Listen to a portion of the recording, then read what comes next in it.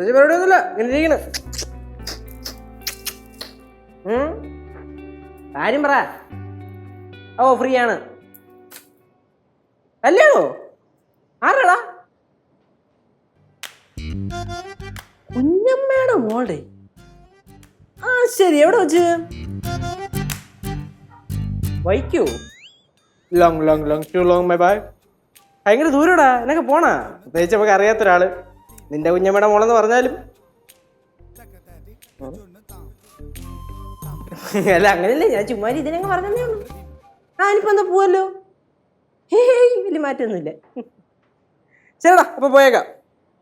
നീ വിളി. ഇവന്റെ കാര്യം എന്താ ഈ ഫ്രണ്ട് വിളിച്ചത്. അവന്റെ കുഞ്ഞമ്മയുടെ മോളുടെ കല്യാണം വൈക്കത്ത് വെച്ചാണ് കല്യാണം. ഞാൻ ചോദിച്ചേ, ഇതിപ്പം ഇത്രയും ദൂരമുള്ളൊരു കല്യാണമാണല്ലോ, മാത്രമല്ല എനിക്ക് ഇവരെ അങ്ങോട്ട് നേരിട്ട് കണ്ട് പരിചയമില്ല. അപ്പൊ അവൻ പറയാണ്, നീ എന്താ വലിയ ഡിമാൻഡ് അടിക്കണ്, അല്ലെങ്കിൽ വഴി കൂടെ പോണ എല്ലാ കല്യാണത്തിനും കയറി ചെന്ന് സദ്യ കഴിക്കണമല്ലേ എന്ന്. അത് കറക്റ്റല്ലേ ആ ചേട്ടൻ പറഞ്ഞേ? പണ്ട് ചേട്ടൻ വിളിക്കാത്ത കല്യാണത്തിന് എല്ലാം പോവായിരുന്നല്ലേ? ആ അതാണ് പണ്ട്, ഇപ്പല്ല. പണ്ടല്ല, ഇപ്പോഴും. കല്യാണാലോചനയാണല്ലോ കേശു. യൂണിവേഴ്സിറ്റി റാങ്ക് ഒക്കെ കിട്ടിയ ശേഷം ചെക്കന്റെ റേഞ്ച് ഒക്കെ ഇങ്ങോട്ട് മാറിയിരിക്കണ. എന്തിനാണ് പറഞ്ഞു പറഞ്ഞ? ഫുഡ് കോർപ്പറേഷനിൽ വർക്ക് ചെയ്യുന്ന മറിച്ചെണ്ണ പോളാ. അമ്മായിയമ്മയുടെ പേര് മഞ്ജു എന്നാ. ആര് പറഞ്ഞേ? കടയാൻറ്റി പറഞ്ഞതാ. ചുമ്മാളിയാ, ഓരോന്നും ആവശ്യമില്ല വിളിച്ചോ. നാളെ ഒന്നും മൈൻഡ് ചെയ്യൊന്നും വേണ്ട. പിന്നെ വിളിച്ചേണ്ട മോള് യാതൊരു വിലയില്ലാതിരുന്ന ചേട്ടനാ ഒരു റാങ്ക് കിട്ടിയപ്പോഴത്തേക്ക് കണ്ട ഇതാ പറയുന്നത്. ഇതാ പറയണത്, പറയടി, ഇതാ പറയണത്.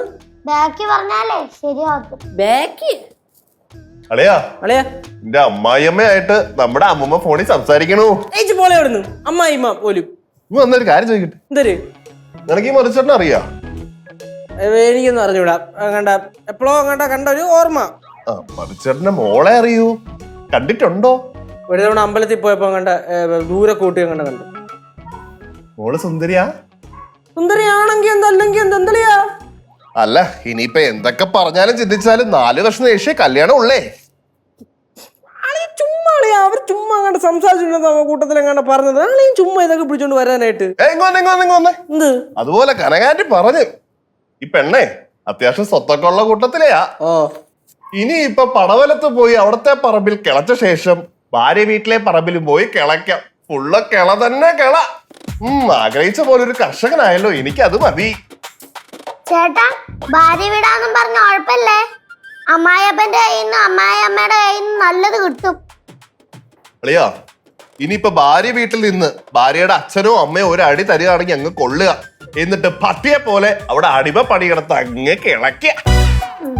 അടിമയെ പോലെ ജീവിക്കുക. അടിമയെ പോലെ ജീവിക്കുക. കാര്യം ഞാൻ പറഞ്ഞേക്കാം, ചുമ്മാ ആവശ്യമില്ലാത്ത പറഞ്ഞുണ്ടല്ലോ. ഞാൻ ഇവിടെ നിന്ന് ശരിയാവില്ല അളിയാ.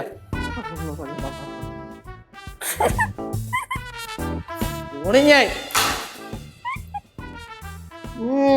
ചൂടായി